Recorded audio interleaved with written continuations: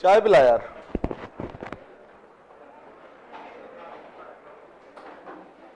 भाई good morning.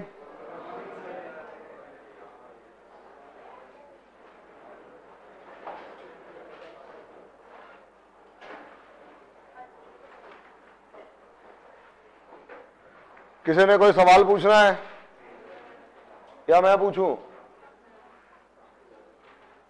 सांप सा सूंघ जाता है कई बार। हाँ या ना? भाई पूछूं सवाल?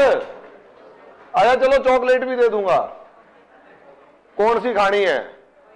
5 रुपए की 2 जो आती हैं। हाँ या ना? अच्छा चलो बताओ, चॉकलेट चाहिए ना?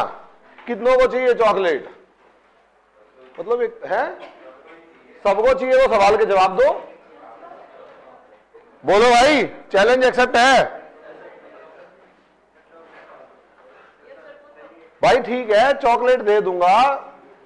5 सवालों के जवाब देने होंगे तो आपको बढ़िया फ्रूट एंड नट वाली जो 150 वाली आती है वो दूंगा। 5 रुपए वाली में मजा नहीं आता यार। देखो एक बात बताओ, किसी को अगर दो भी, अब देखो लड़कियां तो भाई उनको तो चॉकलेट पसंद होती है, लड़कों को चॉकलेट हो या ना हो पसंद, फ्री में काम चल जाएगा किसी को देने के लिए, है कि नहीं? या मैं गलत कह रहा हूं? सही कह रहा हूं ना? हाँ। अब एक बात आओ, इतना बढ़िया मौका है, कोई छोड़ना चाहेगा? ये प्रतियोगिता होनी चाहिए नहीं होनी चाहिए? रोज होनी चाहिए। तो आज से शुरू करें? कल से? आज से? आज से ठीक है भाई। तो एक काम कर, फ्रूट एंड नट लेके आ 4। चॉकलेट दी है तूने किसी को कभी पुष्पेंद्र जी? किसी को चॉकलेट दी है कभी? दी है ना? हाँ बस, तो इसे पता होगा ना। ले भाई, तो एक काम कर, देखो ये पैसे तो इतने ही है थोड़े से। सुन, खड़े हो। है क्या भाई? यूं तो बटुए में जितने उतने की मंगा लेंगे, लेकिन उसे करेंगे क्या भाई? एक दिन की एक ही चॉकलेट है, वो तो एडवांस में मंगा के रख रहा हूं कि रोज रोज बेचारों को भगाना पड़ेगा।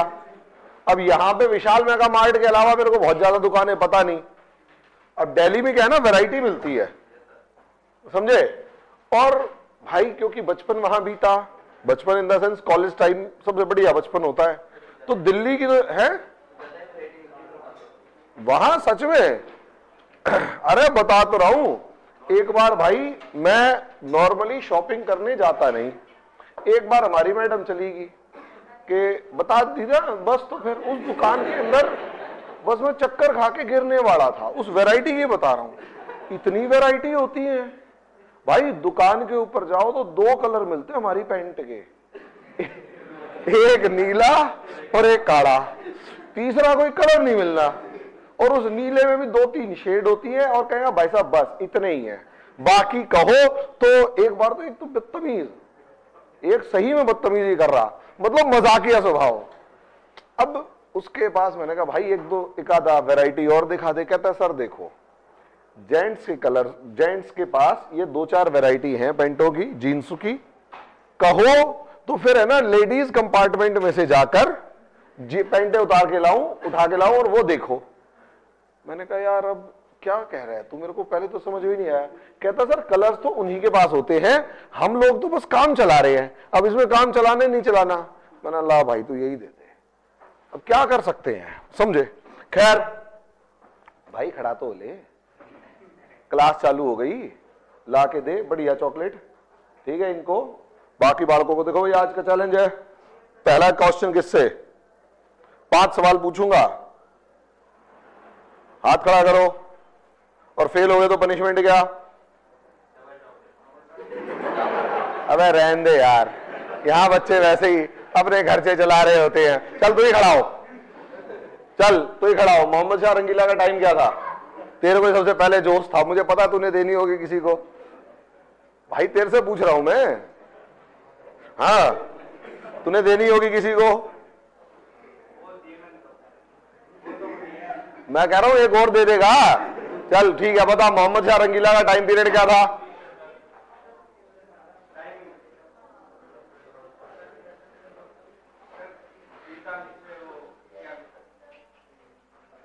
अरे यार मजा नहीं आया। चलो तू बता। चल ठीक है, नादिर शाह के आक्रमण कब हुआ था? अब क्यों बता देगा, वो उसका नंबर है। ये वो कैसे मुश्किल हो गया?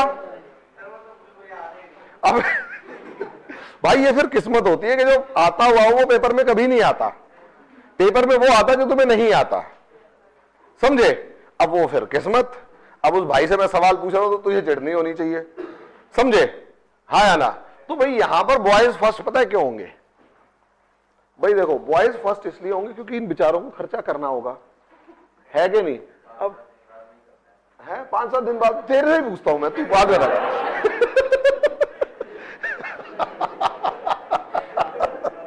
5-7 दिन बाद में ही करना है बेचारे का, वो दिल निकल के आ रहा है।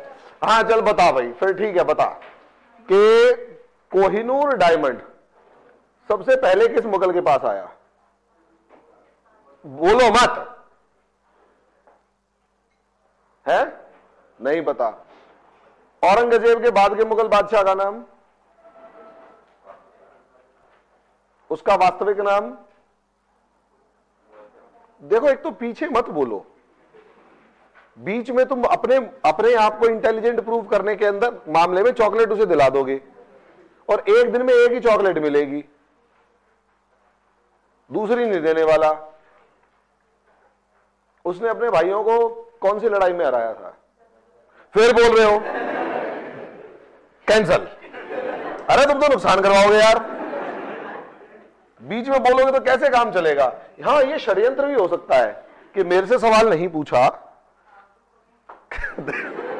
वो झांसी की रानी है, पहली क्लास में समझ में आ गया था, वो तूफान मिलेगी, समझे? मतलब धोया तो लड़कों को खूब, हाँ बस तो फिर ठीक है, यही कॉन्फिडेंस है। तेरे से तेरा भी अभी नंबर आएगा बेटा। आ चल बता, जहांदार शाह की जो मिस्ट्रेस थी उसका क्या नाम था? उसकी जो मतलब नाचने वाली थी, क्या नाम था? फिर बोले, जा फेल हो गया तू भी। और कोई? और कोई? किसी ने पीछे से बोल दिया ना, वो टोपी वाले ने बोला, वो हंस रहा है, बेईमान है वो, नहीं बोला। चल ठीक है, अगला सवाल बता कि मराठे बढ़ा दिए, 3 पेशवा सीरीज में बता।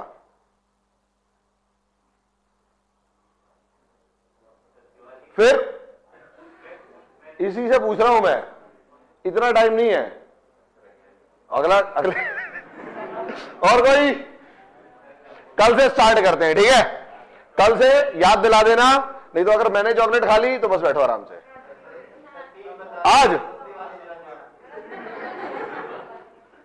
अबे यार सस्ती महंगी क्या होती है? एक बात बताऊं, सुनो मेरी बात, सस्ता महंगा सिर्फ एक साइकोलॉजी है, ये याद रखिएगा, ठीक है? 2 चीजें होती हैं भाई, या तो आप जिंदगी के लिए कमाओ या फिर आप कमाने के लिए जियो।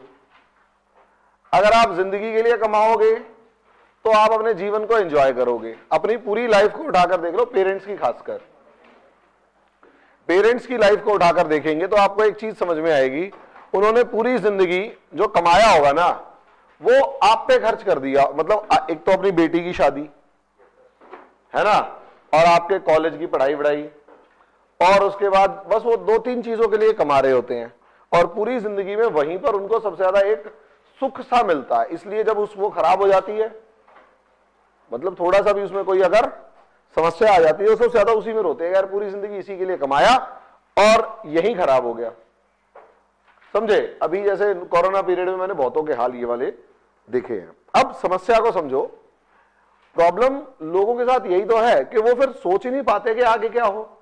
और दूसरा, हमारी सोसाइटी यानी समाज की सबसे बड़ी समस्या क्या है कि हमारे यहां बच्चों की शादी 19-20 साल की उम्र में तो निपटा देते हैं, चलो 21-22 की उम्र में, और उसको भी यही कहते हैं बेटा तुझे अपने बच्चों का भविष्य बनाना है। मेरी बात समझ रहे हो?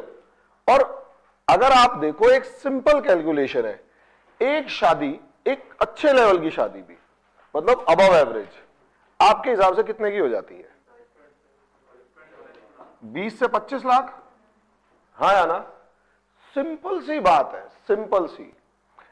हमने या तो उस 20 से 25 लाख रुपए को, लोग समाज से बहुत डरते हैं ना, या तो उस 20-25 लाख रुपए को सिर्फ शादी के लिए बचाया, या फिर एक काम कर दिया कि बेटा देख हम तुझे पढ़ा सकते हैं, तेरे को एजुकेट कर सकते हैं, तू पढ़ ले लिख ले, समझे, अच्छे से, और उसको दे दो लिबर्टी कि बेटा नाउ योर चॉइस, दफा हो जा।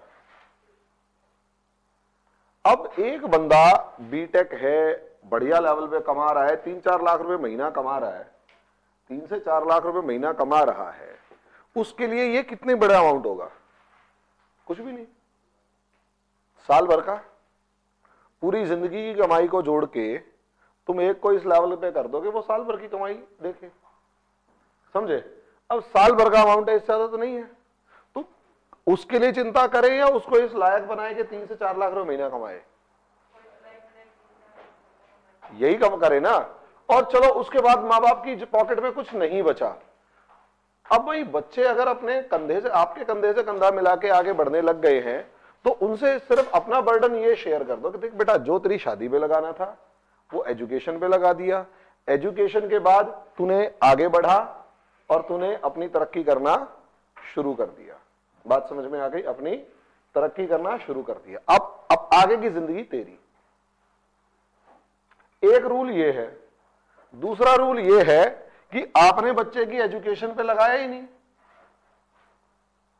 लेकिन आपने अपने समाज में मूंछों को ताव देने के लिए, यूं आखिरी में मैं यूं मूंछों पे ताव देना चाहता हूं, इस मूंछों पे ताव देने के लिए बच्चे के तो गर्दन में तो अंगूठा रखा और थोड़ा सा उसने सर उठाया और उठा के आपने उसको ब्याह दिया, और ब्याह में शादी वादी में बढ़िया गाड़ी वाड़ी देके भेड़ बकरियों की तरह या तो उसको किसी से बांध दिया या उसके की कोई ले आए।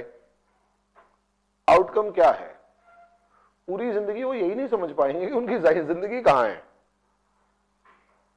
पूरी जिंदगी वो यही नहीं समझ पाते कि उनकी जिंदगी कहां है।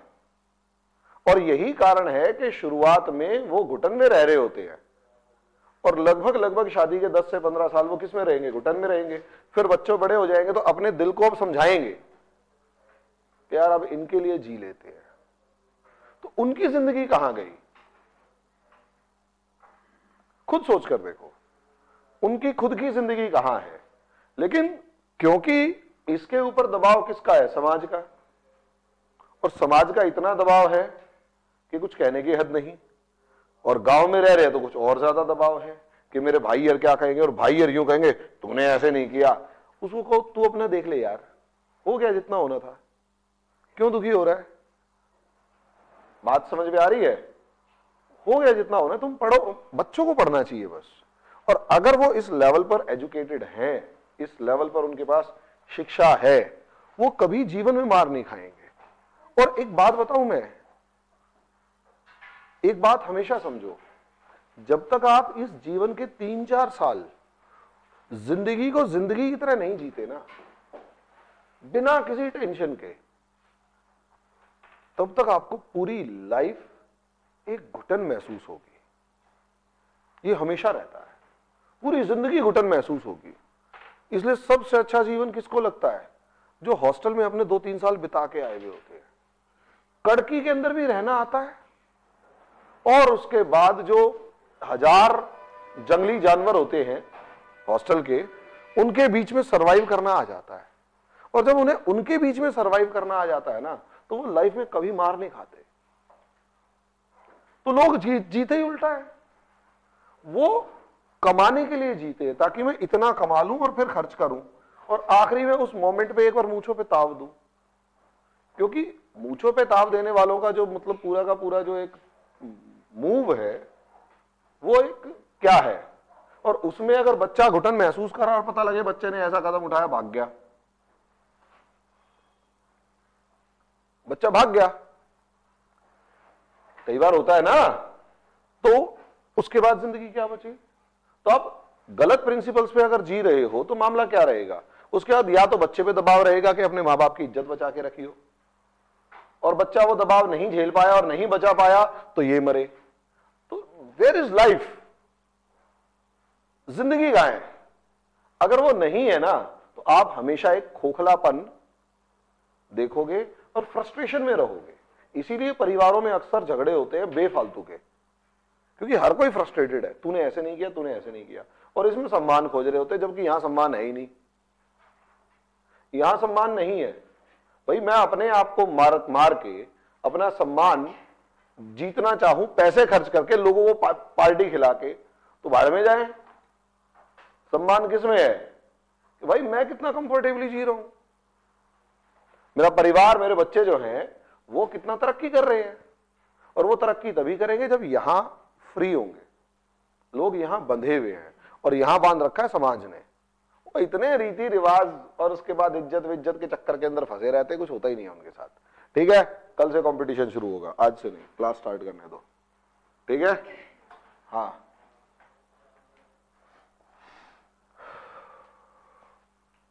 टॉपिक क्या था, कल से पढ़ के आना। ठीक है, क्या क्या एक तो कॉन्फिडेंटली बोलो, घबरा क्यों रहे हो? सिख राज्य पढ़ा रहा था ना? नहीं, सिख राज्य नहीं पढ़ा रहा था मैडम, वो हमने बाद में पढ़ाना था। वो अमृतसर की संधि बस वैसे ही पढ़ा दी होगी। ठीक है, और बातें बातें करनी शुरू कर दी होंगी। हम थे वारेन हेस्टिंग्स पे। अब समझो वारेन हेस्टिंग्स के बाद कौन आएगा? Lord Amherst.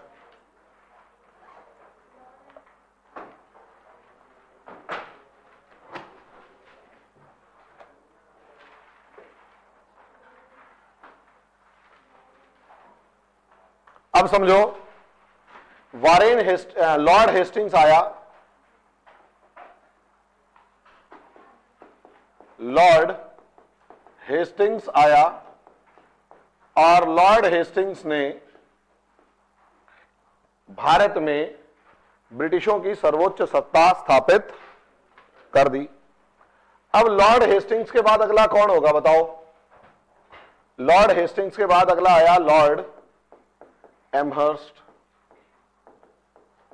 अब मुझे एक बात बताना जरा, लॉर्ड एमहर्स्ट को अगर आप याद रखते हो तो यहां क्या होगा? लॉजिक मोटा, मतलब बिल्कुल सिंपल लॉजिक है यहां पर। देखो कभी भी है ना, दिमाग लगाओगे राजा की तरह तो आपको खुद ही समझ में आ जाएगा कि एक बात बताओ,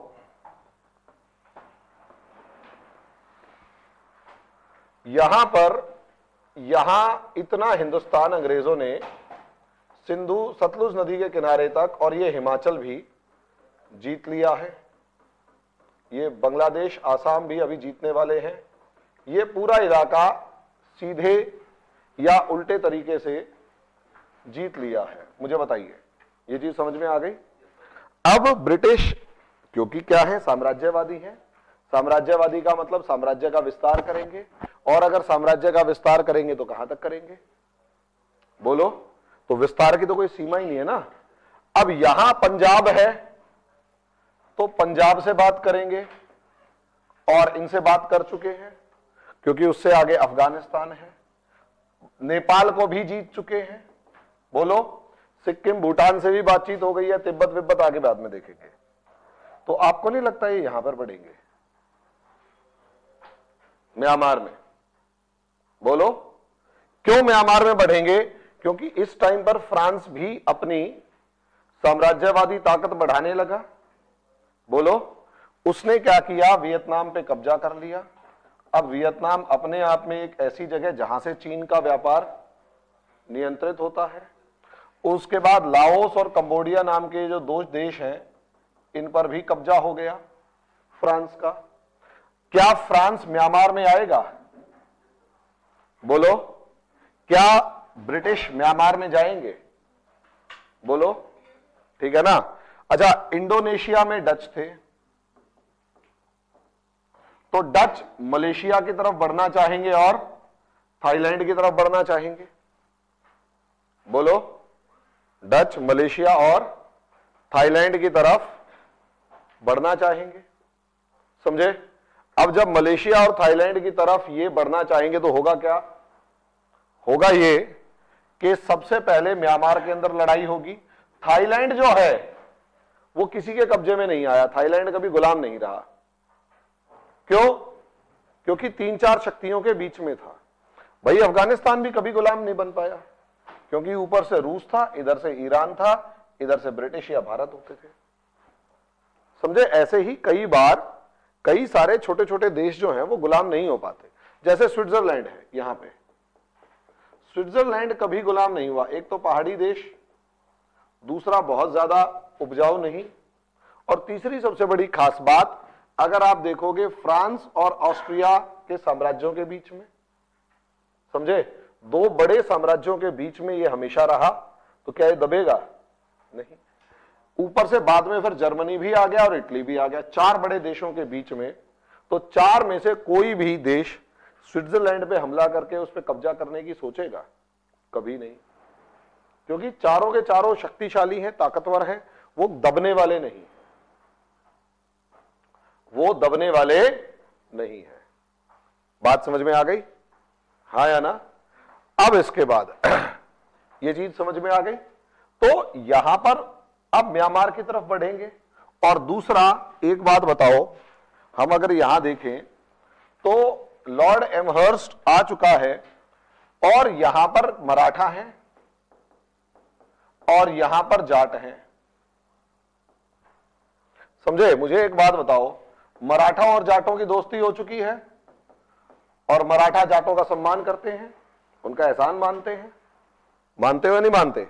अब अगर सम्मान करते हैं, एहसान मानते हैं, भाई ये क्या लेके आया है?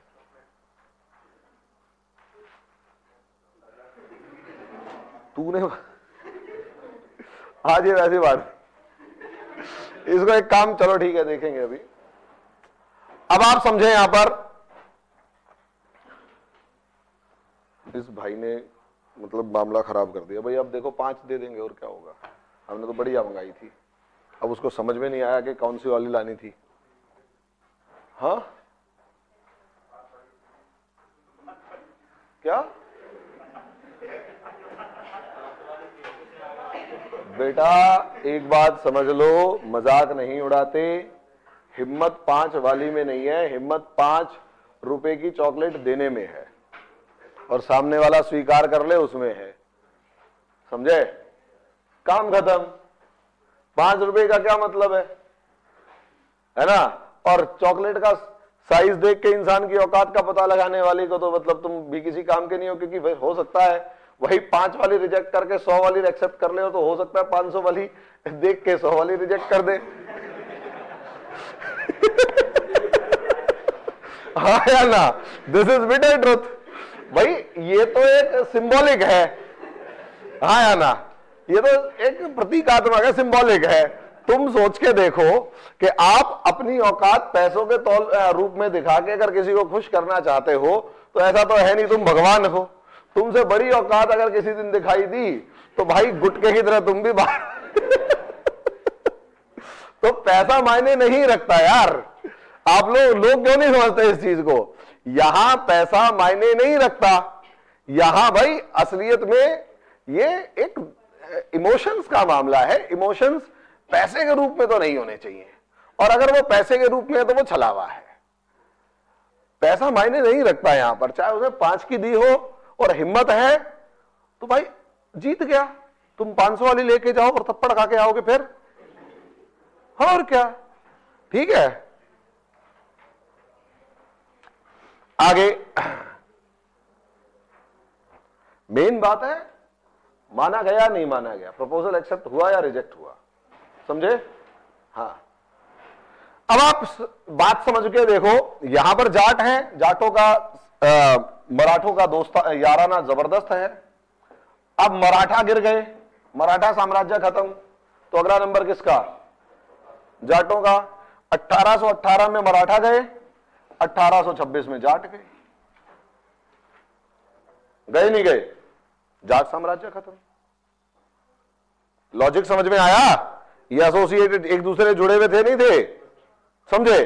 तो सीधे अगर जाटों पे हमला करते तो मराठे, भाई मराठे अपने आप लड़े या ना लड़े, उनका एहसान पूरा मान रखा है। तो एहसान मान रखा है तो इनके नाम पे पहले लड़ते, और अंग्रेजों को पता थी, समझ रहे हो? क्योंकि एक पुरखों की एक एहसान होते हैं, समझे? तो इस वजह से क्या था, इनको जाटों को कभी पंगे नहीं लिए। सोच के देखो ना, इसके बाद सारे राजपूत हरा दिए। हराए भी क्या, राजपूतों को चिट्ठी भेजी और राजपूत मान गए, जाटों के पास नहीं भेजी। समझे, सबसे आखिरी में भेजी, ये नहीं माने, लड़ पड़े। समझे, और साम्राज्य खत्म। लिखेंगे लॉर्ड एमहर्स्ट। अच्छा, एक चीज और हुई यहां एक चीज और जोड़ेंगे, फिर आगे बढ़ेंगे। यहां एक फैक्ट देखेंगे कि एक बात बताओ, अब यहां सोच के देखो, यहां बैरकपुर नाम का एक छावनी थी। अब ये बैरकपुर छावनी में सिपाहियों को कहते हैं कि हम तुम्हें म्यांमार लेके जाने वाले हैं, हम यहां पे म्यांमार लेके जाने वाले हैं। जब हम यहां म्यांमार, ये कह रहे हैं कि हम यहां म्यांमार लेके जाने वाले हैं, तो क्या होगा, भारतवासी कह रहे हैं कि साहब हमारे को जमीन के रास्ते ले जाओ। भारतीय सिपाही क्या कह रहे हैं, जमीन के रास्ते ले जाओ। लेकिन अंग्रेज कह रहे हैं भाई ना, समंदर के रास्ते जाएंगे, जल्दी जाएंगे और सस्ता है। भारतवासी कहते हैं कि भाई जमीन समंदर के रास्ते हम नहीं जा सकते, क्योंकि हमारे विष्णु भगवान विराजमान है, क्षीर सागर है। मतलब सोच के देखो यार, अंग्रेजों के गुलाम हो गए, है ना, लेकिन अभी भी विष्णु भगवान वहीं बिठा रखे हैं, है कि नहीं। मतलब पूरा हिंदुस्तान, पूरी दुनिया उस विष्णु भगवान को वहां से लांग लांग के आ गई, पर हम नहीं जाएंगे। मतलब ये क्या है यार, भाई भगवान हो तो चारों तरफ हो ना, और सबसे ताकतवर हो, ठीक है। तो यहां इस मिथ से ये लोग निकल नहीं पाए। लिखेंगे तीन चीजें, 1800 लॉर्ड एमहर्स्ट 23 से 28, 1823 से 28, 23 में 1824 में क्या, बैरकपुर विद्रोह, यानी ये सैनिक विद्रोह था। समझे, 1824 से 26, यहां पर 1824 से 26 प्रथम आंगल म्यांमार या बर्मा युद्ध, और 1826 में ही जाट राज्य भरतपुर का विलय। बात समझ में आ गई, ठीक, बोलो।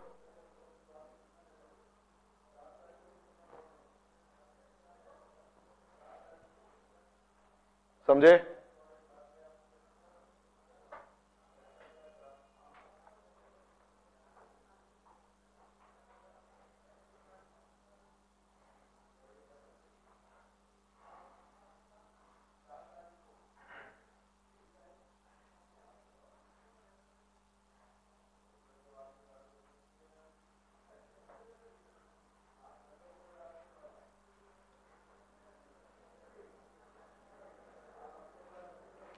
अब आगे अब कहानी को थोड़ा सा पीछे लेके जाएंगे ताकि आगे समझ में आए। 1833 से 28 से 33 तक, 1828 से 1833 तक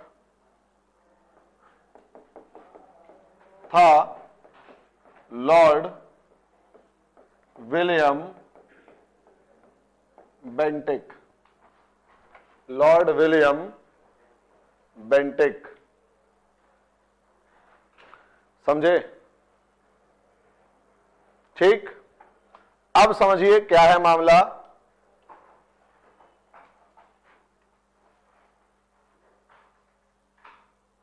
कि आपको याद होगा 1813 में नेपोलियन हार गया था, बोलो। लेकिन असलियत में 1807 में से 13 ये जो नेपोलियन ने यहां पर महाद्वीपीय व्यवस्था लागू की थी।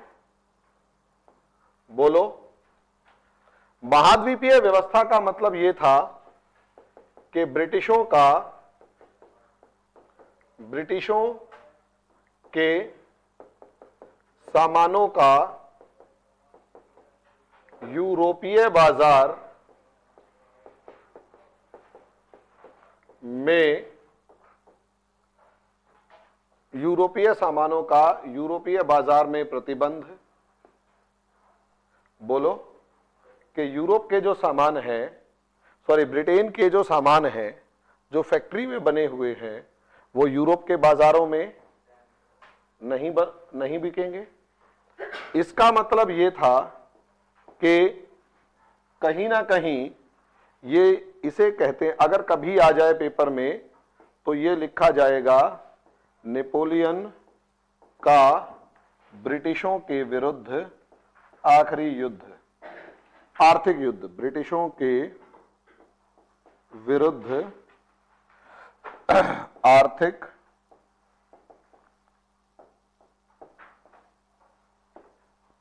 युद्ध, आर्थिक युद्ध। बात समझ में आ गई? हाँ या ना? बोलो। अब आप यहां देखेंगे कि इससे ब्रिटिश फैक्ट्रियां बंद होने लगी, ये आप जानते हो। और ब्रिटिश फैक्ट्रियां बंद होने लगी तो बेरोजगारी बढ़ेगी, जिससे सरकार को संकट उत्पन्न होगा। बेरोजगारी अगर ज्यादा हो तो सरकार को संकट उत्पन्न होता है या नहीं होता? आरआरबी रिक्रूटमेंट मामला आप लोगों को दिखाई दे रहा होगा, वो और कुछ नहीं है, वो सरकार को संकट है। हाँ या ना? वो सरकार को बेरोजगारों की एक चुनौती प्रस्तुत कर दी गई है। ठीक है? हाँ या ना? अब अगर यहां देखा जाए, सरकार को अगर संकट है तो सरकार ने क्या किया? भारत के बाजार ब्रिटिश सामानों के लिए खोल दिए, सामानों के लिए खोले।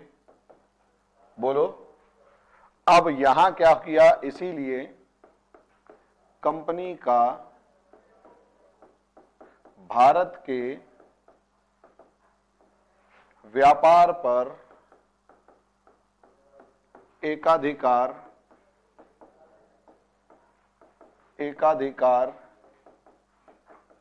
समाप्त कर दिया गया।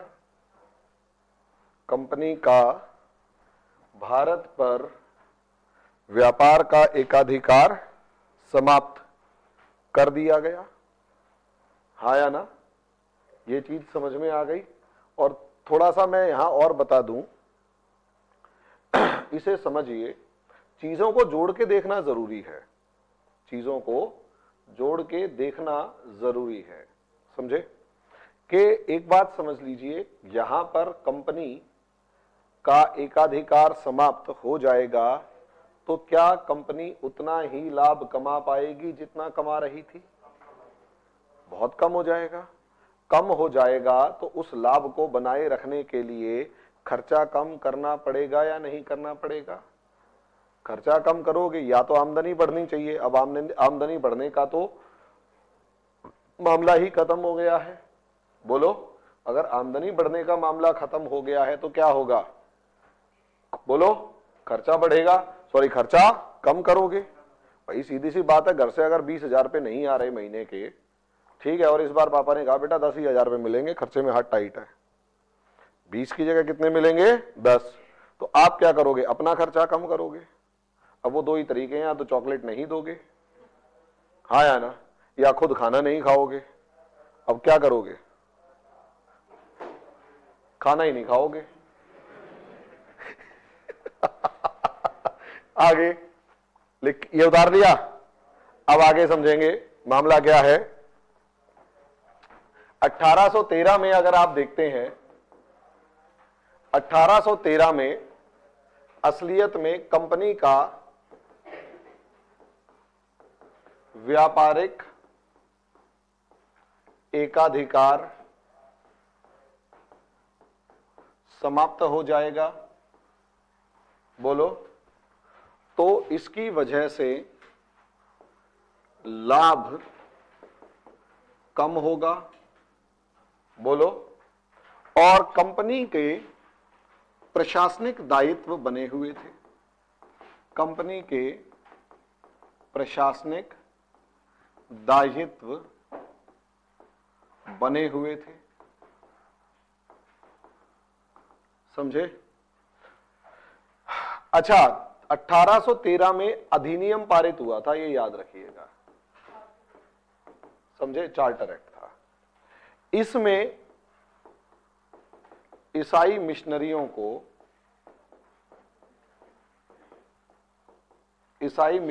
को भारत में ईसाई धर्म का प्रचार करने हेतु भेजा गया। धर्म का प्रचार प्रसार करने हेतु भेजा गया। हाँ या ना? अब अगर कोई, आप किसी ईसाई मिशनरी से मिले हो, बोलो, असलियत में मिलना, मजा आएगा। जो मैं सवाल पूछूं वो पूछ लेना, वो भाग जाएगा। ठीक है? नहीं। अब आप समझिए मामला क्या है। ईसाई मिशनरी होंगे, समझे? ये भारत आएंगे तो क्या इनको, ये भारतीयों की बुराई करेंगे नहीं करेंगे? भारतीय धर्मों की बुराई करेंगे या नहीं करेंगे? बोलो, करेंगे ना? तो सीधी सी बात है, सरकार का संरक्षण है। लेकिन आपको क्या लगता है ईसाई मिशनरियों को क्यों भेजा गया है? अगर आप में से किसी को लगता है कि धर्म प्रचार के लिए, तो गलत बात है। आप अच्छा एक इमेजिन करके देखो, आपने एक दुकान खोली जिसमें हनुमान जी का प्रसाद, चुन्नी, क्या नाम है, जो भी मतलब हिंदू देवी देवताओं का, दीवे से लेकर मूर्तियों से लेकर सब चीजें मिलती हैं, सब चीजों की दुकान खोल ली। हाँ या ना? ठीक, बहुत बढ़िया और बड़ी दुकान खोली। लेकिन कंडीशन एक है, मस्जिद सामने है और पूरी बस्ती मुस्लिम्स की है। दुकान चलेगी? चलेगी दुकान? नहीं। क्यों? क्योंकि उस दुकान में जो सामान है, उस क्षेत्र की संस्कृति के लिए वो सामान है ही नहीं। ये भी तो मायने रखता है ना, उस क्षेत्र की संस्कृति के लिए वो सामान है ही नहीं। तो या तो वहां उनकी संस्कृति में वो सामान डाला जाए। बोलो, बात समझ में आ गई? या फिर दुकान बंद की जाए। अंग्रेज ऐसे ही थे। अंग्रेज यहां पर अपना सामान लेके आए, लेकिन वो ब्रिटिश आवश्यकताओं के अनुसार था, ब्रिटिश संस्कृति से संबंधित सामान था, जो भारत में कोई नहीं खरीदने वाला था। बोलो, इसे समझो, ब्रिटिश संस्कृति से संबंधित सामान जिसे भारत में कोई नहीं खरीदने वाला था, और भारतीय जो थे यहां पर, वो उस सामान को अगर नहीं खरीदते तो इनका करवाओ धर्म परिवर्तन। धर्म परिवर्तन नहीं। और धर्म की एक खास बात पता है क्या होती है? लोगों को धर्म का सिद्धांत समझ में कभी नहीं आता। लोगों को कभी भी धर्म का सिद्धांत समझ में नहीं आता। वो हमेशा धर्म के प्रतीकों पर हमेशा विश्वास करते हैं। आम आदमी की बात कर रहा हूं। धर्म के सिद्धांत क्या है उससे उन्हें मायने नहीं है। समझे? धर्म के प्रतीक कौन से हैं उनको वो सबसे ज्यादा ऊपर मानते हैं। समझे? जैसे अगर हिंदू धर्म में देखा जाए तो ब्राह्मणों को अगर देखा जाए या जो भी हिंदू धर्म में है, भाई जनेऊ, टीका, तिलक, चलो तिलक और भी सब चीज है, प्रतीक ही तो है। ये क्या है? धार्मिक प्रतीक है। धर्म का सिद्धांत नहीं पता। समझे? मूर्ति पूजा का सिद्धांत नहीं पता, लेकिन मूर्ति को हार पूरे पहनाने हैं। सिद्धांत नहीं पता तो प्रतीक पता है। और जब ये आम आदमी को प्रतीक पता होते हैं ना, तो आम आदमी धर्म सी संस्कृति को भी मानने लग जाता है। धर्म से संबंधित जो संस्कृति है उसको भी मानने लग जाता है। क्या आप बिल्कुल जिसे कहते हैं वेद, मतलब हमारे यज्ञों के अंदर जो ड्रेस होती है वैसी ड्रेस पहनकर चर्च जाना चाहोगे? नहीं। ये ह्यूमन नेचर होता है, ये मानव स्वभाव है। जिस प्रतीक को, जिस धर्म को जिसे मानेगा उसी के जैसा बनना चाहेगा, उसी के जैसा अपने आप को बना लेगा। ये याद रखना, हाँ या ना? उसी के जैसा अपने आप को बना लेगा और उसके जैसा ढलने की कोशिश करेगा। इसे सांस्कृतिक बदलाव कहते हैं। भाई धर्म परिवर्तन से संबंधित कोई समस्या नहीं है, ये समझिए।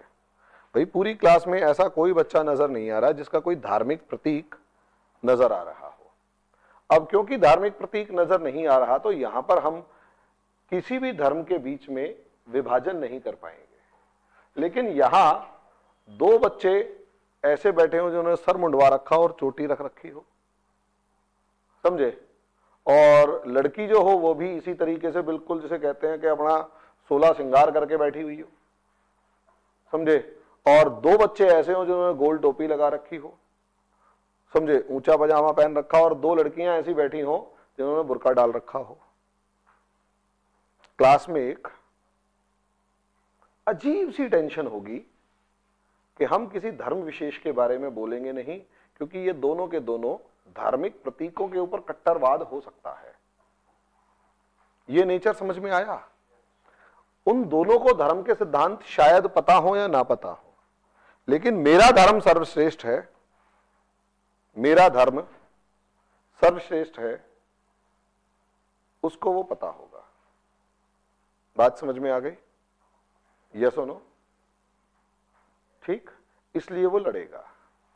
इसलिए जानबूझकर आप लोगों को ये धर्म के जो नेता हैं, धार्मिक जो नेता जितने भी हैं, ये सारे के सारे आपको धर्म और जाति पे भड़काते हैं। उस जाति के पीछे का सिद्धांत शायद आपको ना पता हो, उस धर्म के पीछे का सिद्धांत आपको ना पता हो, लेकिन मैं टोपी पहनूंगा और मैं तिलक लगाऊंगा और मैं चोटी रखूंगा, तो दूसरा पंगा लेने के लिए टोपी को गिराएगा और चोटी काट देगा। बस इतना ही बहुत है जाहिलों को आपस में लड़वाने के लिए, समझे, और जिससे टेंशन बढ़ती है, वोट बरसते हैं। और मजे की बात यह है, लोकतंत्र की सबसे बड़ी समस्या यही है कि यहां विकास, आर्थिक विकास और प्रगति और इन सब चीजों के ऊपर वोट कभी मिलते ही नहीं है। वोट हमेशा भावनात्मक मुद्दों पे ही बढ़ते हैं। ठीक। अब आप समझिए यहां ब्रिटिश संस्कृति क्या है, ठीक है। तो अब क्योंकि आपने धर्म मान लिया तो यहां पर ब्रिटिश संस्कृति भी होगी, हाँ या ना? और ब्रिटिश संस्कृति जो है उसको मानोगे तो क्या आप अब उनके जैसा बनना चाहोगे या नहीं बनना चाहोगे? धर्म मानोगे तो उनके जैसा बनना चाहोगे, और जब उनके जैसा बनना चाहोगे तो सामान भी उनके वह जैसा ही खरीदोगे।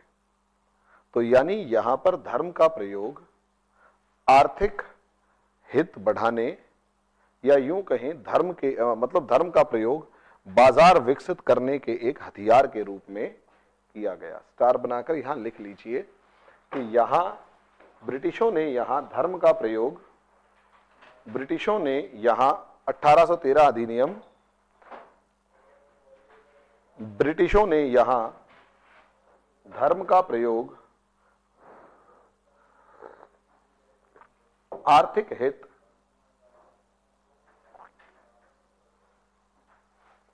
हित बढ़ाने के लिए किया, सॉरी आर्थिक उद्देश्य प्राप्त करने के हथियार के रूप में किया, आर्थिक उद्देश्य प्राप्त करने के हथियार के रूप में किया। बात समझे कैसे? अब यहां पर अब सोचकर देखो, एक अजीब सी लड़ाई शुरू होगी यहां पे। ईसाई मिशनरी आएंगे, हाँ या ना? भारतीय धार्मिक अंधविश्वासों की, भारतीय धार्मिक अंधविश्वासों की आलोचना करेंगे। बोलो हाँ या ना? जब धर्म, कोई भी दुनिया का धर्म हुआ, वो 100% कभी भी शुद्ध नहीं होता और वो भी समस्याओं से परे नहीं होता, उसमें भी बहुत सारी बुराइयां होती हैं। अब ऐसे में यहां इन ईसाई मिशनरियों के भारतीय धार्मिक व्यवस्था या धर्मों की अंधविश्वासों के आलोचना का प्रतिक्रिया भी तो होगी कि भारतीय भी तो भाई, तुम भी तो प्रतिक्रिया देते हो ना। मान लिया कोई खड़ा हुआ है हिंदू धर्म में, भाई मैं यहां सच बता रहा हूं, मैं यहां हूं, हिंदू धर्म की 1000 बुराइयां कर देता हूं, है ना, उल्टा सीधा बोल देता हूं। मैं गारंटी से कह रहा हूं, यहां मेरी जगह कोई जावेद नाम का बंदा खड़ा होता और वो अगर ऐसा, जैसा जितना मैं बोल देता हूं उसका 10% भी बोल देता, तो अब तक विद्रोह शुरू हो जाता। मैं सच बता रहा हूं, क्लास लड़ पड़ती। ये रियलिटी है। अब कई बार होता है कि जो आलोचना कर रहे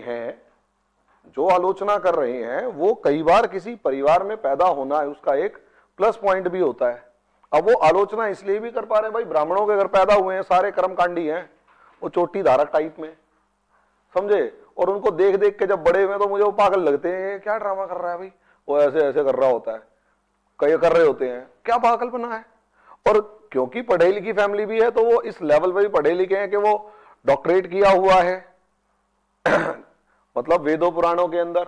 अब जब संस्कृत के अंदर अगर डॉक्टरेट किया हुआ हो और उसको जिसने डॉक्टरेट किया हुआ वो ये कहे, अबे यार ये पागल बना रहा है चाचा, लिटरली यही है। और जो चाचा वो निकम्मा था, बस उसे 2 4 10 मतलब कर्मकांड टाइप के आ गए तो वो दुनिया को बेवकूफ बना रहा, मंत्री उसके पैर आके छू रहे हैं।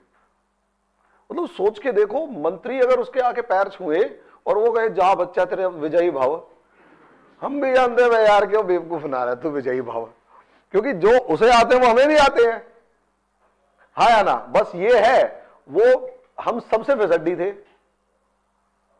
वो हम सबसे पढ़ाई में, हमारे पिताजी अरसे सबसे फिसड्डी थे और उन्हें ये कर्मकांड बढ़िया आ गए। अब कर्मकांड आ गए तो आजकल दुनिया को, तो हमारी जो मतलब जो हमारी सिस्टर है ताऊ की लड़की, वो कह तो रही है कि चाचा जितना आप लपेटते हो दुनिया को, वो सिर्फ दुनिया को पता नहीं है। और हम इसलिए नहीं बोलते कि चल कोई बात नहीं, क्यों बेइज्जती करवाई, नहीं तो सच बता रहा हूं इतना ढोंग होता है। क्योंकि असलियत में जिसके पास विद्या है, वही जो जेन्युइन ज्योतिष है, वो तुमसे 1 रुपया नहीं लेगा, तुम्हारी शक्ल देख के बता देगा कि असलियत में मामला क्या है। लिटरली बता रहा हूं, जो सच में पढ़ा लिखा है, जो जेन्युइन ज्योतिष है, जिसको आता है, उसे पैसे लेने की जरूरत थोड़ा है और वो तुमसे मांगेगा भी नहीं। और जिसको नहीं आता वो फीस रख के बैठा हुआ है 5100 रुपए सही बता रहा हूं, जिसको सच में वास्तु आता है वो तुम्हारे घर जाएगा, आराम से चाय वाय पिएगा, 2 4 चीजें लिख के दे देगा और 1 रुपया नहीं लेने वाला। ऐसे ऐसे भी हमारी रिश्तेदारी में 1 रुपया नहीं लेते, समझे, क्योंकि सही में ज्ञान है उन्हें। अब ज्ञान नहीं है तो ज्ञान का असलियत में क्यों, और वो ज्ञान क्योंकि वो पैसे नहीं लेते तो लोगों को उनकी बताई हुई रेमेडीज पे भरोसा नहीं होता, कि यार ये तो फ्री का कैसा डॉक्टर। अब मेरी एक दीदी डॉक्टर है, अब मेरे को थोड़ा सा दांत के अंदर हल्की सी कुछ समस्या थी, तो मैं उनके पास चला गया। उन्होंने कहा कुछ भी नहीं है, एक पेस्ट लिखा और साथ में एक गोली लिख दी। जब वो गोली लिख रही थी, उनकी जो फेस के एक्सप्रेशंस थे वो थोड़े से चेंज हुए। मैंने कहा दीदी अच्छा एक बात बताओ, पेस्ट तो मैं समझ गया, इस गोली का क्या काम है? तो पता है हंस के क्या कहती हैं, गोली ले या ना ले कोई बात नहीं, क्योंकि इसका कोई फायदा नहीं है, मल्टीविटामिन है, दे इसलिए रही हूं ताकि तू मेरी बात को सीरियसली ले कि ये तेरे को प्रॉब्लम बढ़ सकती है अगर तूने इसे लाइटली लिया तो। और क्योंकि सिस्टर हूं, क्योंकि बहन हूं, तो तू मेरी बात वैसे भी नहीं मानेगा, इसलिए मैंने तेरे को सिंसियरिटी दिखाने के लिए कि हां सच में तेरे को कोई समस्या है, मल्टीविटामिन लिख दी है। अब आप सोच के देखो, ये होता है, साइकोलॉजिकल है। और यही रीजन है कि असलियत में लड़ाई किसी धर्म के खिलाफ नहीं होती। भाई मुझे भी पता है, लेकिन प्रॉब्लम क्या है, उसके सिद्धांतों को समझो। आपको वहां से दिखेगा नहीं, आप इधर ही बैठ जाएं या पीछे की तरफ चले जाएं, बाकी आप जहां बैठे कोई समस्या नहीं, बैठो। बात समझ में आ गई कि धर्म की आलोचना करने के लिए उसके सिद्धांतों का पता होना जरूरी है। और क्योंकि यहां पर और तुम बोलोगे तो चार मैं समझा सकता हूं तुम्हें, इतना भी कॉन्फिडेंस है। लेकिन यहां अगर कोई हरी की जगह कोई जावेद खड़ा हुआ होता तो अब तक यहां से रिएक्शन जबरदस्त आता। और यही रीजन है, आपने देखा होगा मैं बहुत से इस्लाम के लिए भी या किसी भी दूसरे धर्म के लिए ज्यादा आलोचना क्यों नहीं करता, क्योंकि मुझे पता रिएक्शन आएगा कि तुम कौन होते हो बोलने वाले। और जब तुम कौन होते हो बोलने वाले, ये प्रतिक्रिया होती है, तो प्रतिक्रिया दो तरीके की होती है। एक तो होती है खोखली प्रतिक्रिया, और पढ़ा लिखा होगा तो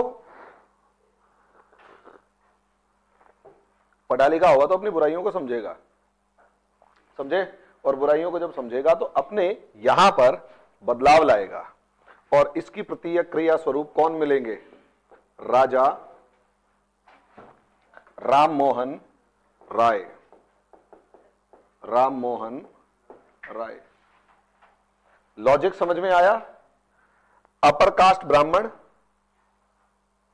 अपर कास्ट थे, ब्राह्मण थे, लेकिन उद्दंड थे, अपने घर की व्यवस्थाओं को मानते नहीं थे, घर पूरा कर्मकांडी पंडितों से भरा पड़ा। और ये कहते दिमाग ना खराब करो, अरबी, फारसी, इंग्लिश, फ्रेंच, संस्कृत, हिंदी, उर्दू, सबके प्रकांड पंडित बढ़िया वाले, समझे, प्रॉपर्टी की कोई समस्या नहीं, पैसे की कोई दिक्कत नहीं, ठीक है। अब सोच कर देखो यहां से प्रतिक्रिया आएगी नहीं आएगी? अच्छा, ये राजा जो है, ये उपाधि अकबर द्वितीय नाम के सम्राट ने दी, समझे। और राजा राम मोहन राय से कहा कि ब्रिटेन जाओ, लंदन, और जाके कृपया करके अंग्रेजों से अर्जी डालो, ब्रिटेन की महारानी से रिक्वेस्ट करो कि देखो पेंशन बहुत कम है, खर्चा नहीं चल रहा। जब मैंने लाइन पढ़ी ना, दिल को ऐसा लगा कि मजा आ गया भाई। इतनी इंसल्ट तो किसी की भी शायद होती हो कि भारत का बादशाह, मुगल बादशाह, अंग्रेजों की महारानी, पिद्दे से देश की महारानी से अनुरोध करने के लिए एक बंदे को भेज रहा है कि भाई मैडम प्लीज मेरी थोड़ी पेंशन वेंशन बढ़ा देते तो अच्छा होता, खर्चा नहीं चल रहा। मतलब कैसा फील होता है ना, है कि नहीं? अब भाई हुआ क्या, अकबर द्वितीय, और वहीं पर ब्रिस्टल लंदन में इनकी मृत्यु हो जाती है। ब्रिस्टल लंदन के अंदर इनकी मृत्यु हो जाती है 1838 के अंदर, समझे।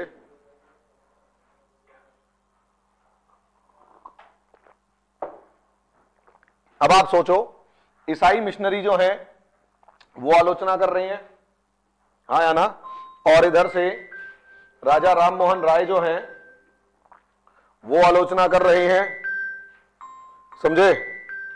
अब ऐसी सिचुएशन में क्या होगा?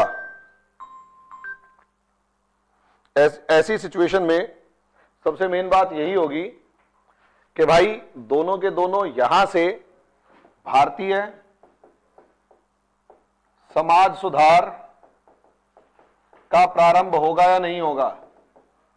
बोलो, भारतीय समाज सुधार का प्रारंभ होगा या नहीं होगा?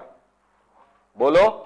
ये पढ़े लिखे हैं, काफी सारी ज्ञान है, लेकिन बुराइयां भी बहुत सारी जानते हैं। और सबसे बड़ी बात,